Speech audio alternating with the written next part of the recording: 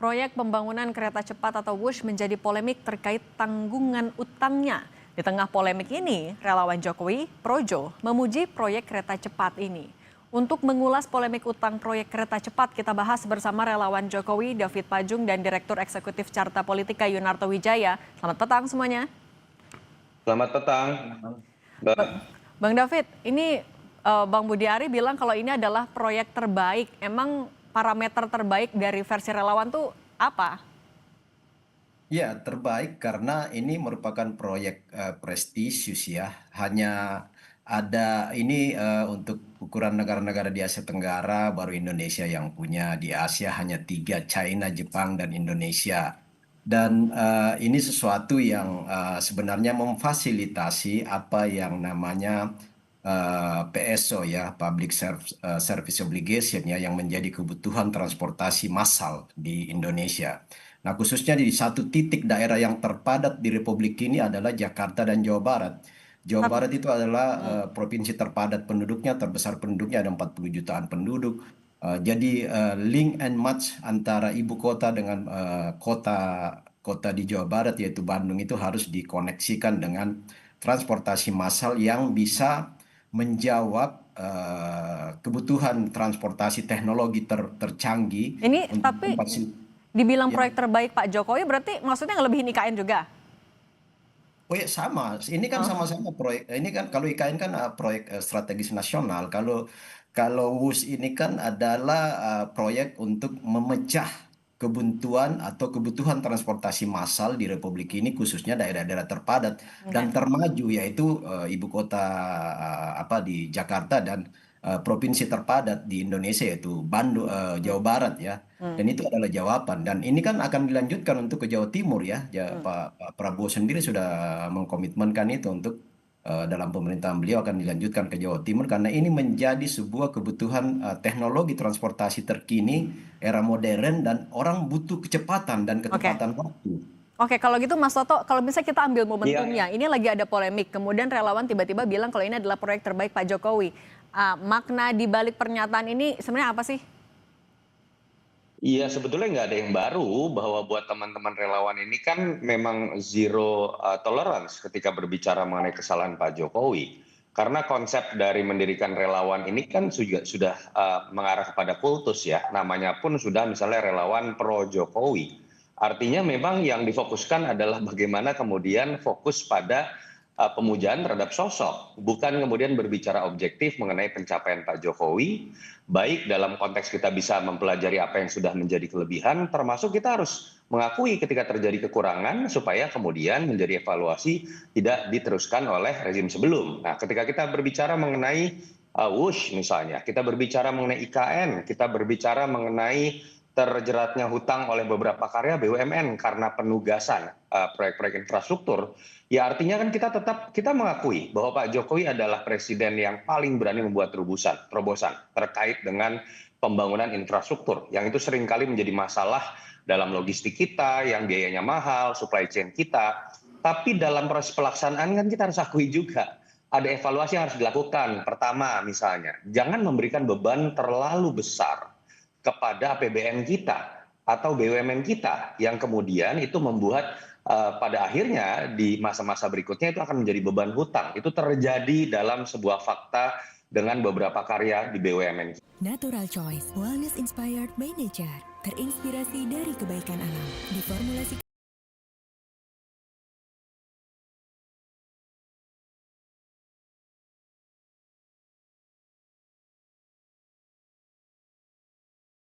Yang namanya bandara, karena akhirnya ada beberapa yang terbukti secara cost keekonomian itu tidak bisa hidup. Itu kan jadi beban juga buat generasi berikut, termasuk dalam konteks WUSH. Terima saja ini sebagai sebuah diskusi bahwa ketika ada yang mengatakan ini terlalu mahal dibandingkan dengan proyek-proyek sejenis, ya dibahas. Apalagi nanti ada rencana untuk kemudian diteruskan ke Surabaya misalnya. Jadi jangan serta-merta berbicara ini hitam putih. Apapun yang dibangun oleh Pak Jokowi sudah pasti benar, termasuk saya juga menolak. Apapun yang dibangun oleh Jokowi sudah pasti salah, Oke. seperti yang dilakukan oleh beberapa haters Jokowi. Oke, Mas Kita Toto. masuk saja dalam diskusi yang objektif sifatnya. Mas Toto, tapi kalau melihat lebih jauh lagi, ini memang hanya relawan sedang membela atau sebenarnya mau membuat sebuah persepsi lain dari kacamata politik itu dampaknya apa? Ya, masyarakat tidak sebodoh itu ya kalau hanya kemudian dengan kalimat ini proyek paling prestisius. Itu kan terlihat sekali kalimat yang muncul secara subjektif dalam konteks pemujaan terhadap apapun yang dibangun oleh Jokowi. Berbeda kalau Mas Budi Ari misalnya bisa membantah mengenai kos yang dianggap kemahalan.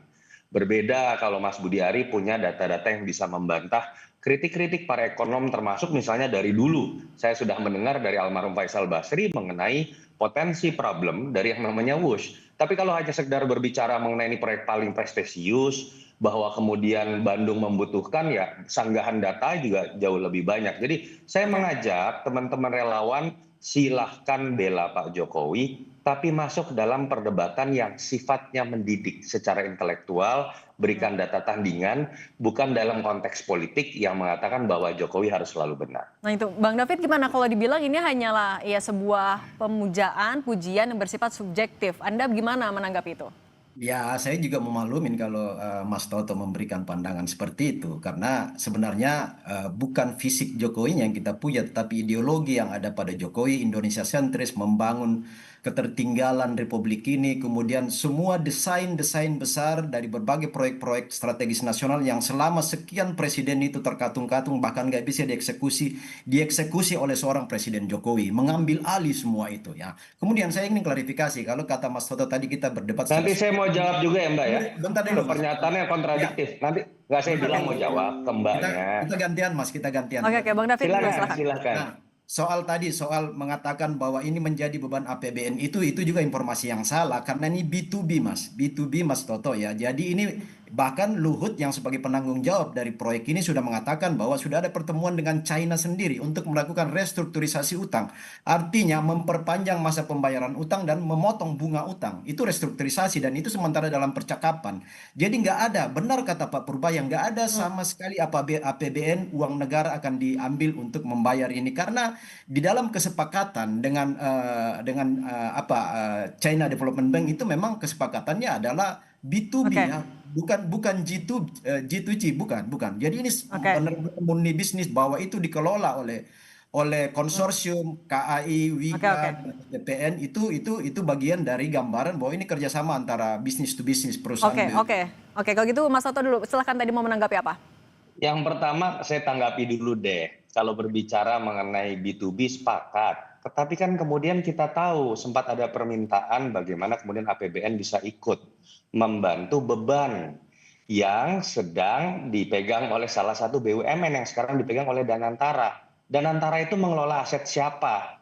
Aset yang dimiliki oleh negara melalui BUMN. Ini juga negara, Bang David. Ya, ini yang harus kita gantian. Anda konsisten gantian. Saya belum selesai. Nanti dulu. Tadi saya hormati Anda. Monggo. Jadi kita berbicara dalam konteks yang lebih luas. Ini kan sebuah pembelajaran. Apakah hanya bicara mengenai WUSH? Tidak. Tadi saya sudah memberikan contoh lain. Ketika karya-karya, karena penugasan dari negara loh, harus diingat. Kemudian harus membangun sebuah proyek-proyek yang kemudian akhirnya menimbulkan jebakan hutang. Ini kan satu ekosistem, nggak bisa dilihat secara terpisah. Yang kedua, saya sepakat dan saya sudah mengapresiasi. Pak Jokowi adalah presiden paling berani untuk menerobos problem infrastruktur kita sebagai negara besar.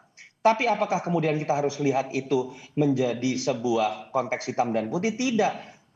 Ketika dalam pelaksanaannya terjadi banyak permasalahan, kita harus mengakui itu sehingga kemudian tidak dilakukan oleh rezim berikut.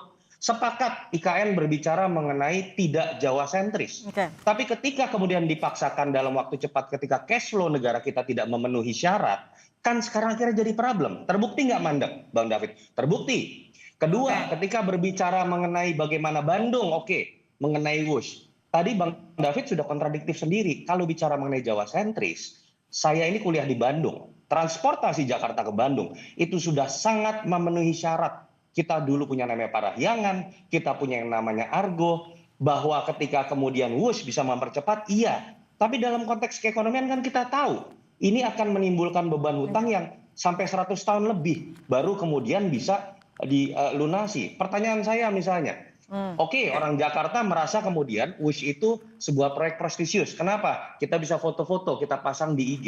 Tapi kalau kita bicara dalam konteks kenegaraan, apakah itu pantas dilakukan ketika kemiskinan ekstrim masih banyak di Papua? Oke, kalau gitu Ketika Bang David, kemiskinan ekstrim masih banyak di NTT, apakah tidak sebaiknya uang itu digunakan untuk hal-hal yang bisa memajukan pemerataan di daerah tertinggal seperti kata Bang David tadi? Oke, langsung Bang David boleh jawab. Gimana PR-nya adalah Jadi gini, keekonomian Mas. tadi nggak merata?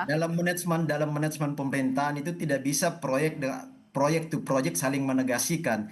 Nggak bisa atas nama ketertinggalan satu daerah lain lalu kemudian menghilangkan kebutuhan di daerah lain. Itu jangan dipertentangkan seperti itu karena untuk daerah Jawa Barat dan DKI itu memang kepadatannya sangat tinggi, butuh kecepatan, ketepatan dan butuh berbagai alternatif transportasi. Nggak bisa kita bandingkan dengan Papua. Papua pun dibangun dalam konteks kebutuhannya. Indonesia lainnya di Kalimantan dibutuh dalam konteks kebutuhannya. Sulawesi dibangun dalam konteks kebutuhannya.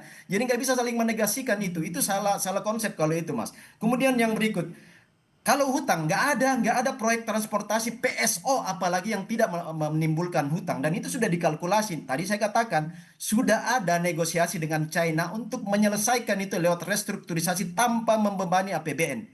Soal antara bisnis dan antara dengan APBN itu memang berbeda karena dan antara ini bicara soal investasi aset yang dimiliki oleh BUMN. Negara dan negara. Oke, BUMN itu benar. milik Betul, negara, Mas. Bang Jangan David. dipotong Tidak juga. bisa Anda Jangan pisahkan. dipotong. Anda menyesatkan soalnya. No, Anda Anda menyesatkan yang sekali. menyesatkan, Mas. Jadi Danantara dibentuk dalam rangka mengelola dividen dan aset BUMN. Titik. APBN Betul. dibentuk untuk pembiayaan dari sektor kebutuhan pemerintahan ya. Jadi itu ada pengelolaannya sendiri. Kenapa sekarang BUMN Itu aset dibentuk dua negara badan? bukan? Yang Kenapa dikelola sekarang- oleh kenapa sekarang Danantara itu BUMN aset dibentuk negara atau dibentuk bukan, dalam- Bang David? Jadi gini, kenapa sekarang BUMN dibentuk dalam bentuk dua badan? Karena substansi dan signifikannya kebutuhan itu supaya tidak mengganggu APBN. Memang sekarang itu konsepnya seperti itu, Mas Toto. Jadi jangan dipertentangkan itu karena Danantara akan mengelola problemnya sendiri, APBN akan menangani kebutuhan negara ini dengan konsep ruang yang berbeda. Jadi benar kata Menteri Purbaya, nggak akan ada pelibatan dari APBN soal itu karena kita kan B2B sudah berjalan ini kita tinggal tunggu hasilnya. Nah, tidak ada public service obligation yang tidak meninggalkan kebutuhan-kebutuhan untuk pembiayaan utang atau peninggalannya itu sudah diprediksi dan sudah dikalkulasi. Nah, sekarang kan problemnya adalah bagaimana caranya mempersingkat pembayaran ini, kemudian bagaimana memangkas bunga yang sangat tinggi ditetapkan oleh China. Itu problemnya hari ini kan. Nah Mas Toto, ini juga sekalian Mas Toto saya mau nanya ini juga. Artinya kan ini ada masih beberapa. Saya pengen jawab tuh. Tadi penyesatan gampang dijawab sekali sebenarnya.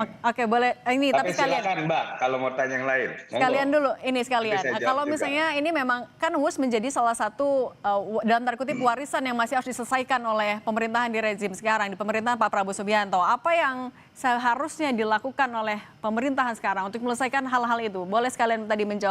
Saya nggak mau masuk ke bagaimana menyelesaikan, karena saya bukan ahli di bidang transportasi. Tetapi ketika berbicara mengenai logika ketatanegaraan dan pengambilan keputusan dalam manajemen pemerintahan, saya pikir tetap harus ada evaluasi secara teknis.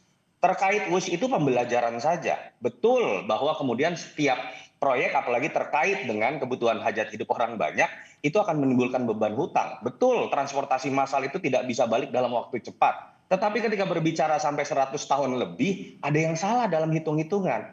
Ketika kemudian prediksi mengenai pemasukannya berbeda dengan kemudian prediksi awal, artinya ada yang salah dalam perencanaan. Ketika Bandara Kertajati sampai sekarang tidak bisa menghasilkan penumpang, artinya ada yang salah dalam perencanaan. Ketika rencana Pak Jokowi terkait dengan IKN kemudian harus mundur beberapa tahun dan kemudian sekarang mandek, artinya ada yang salah dengan perencanaan.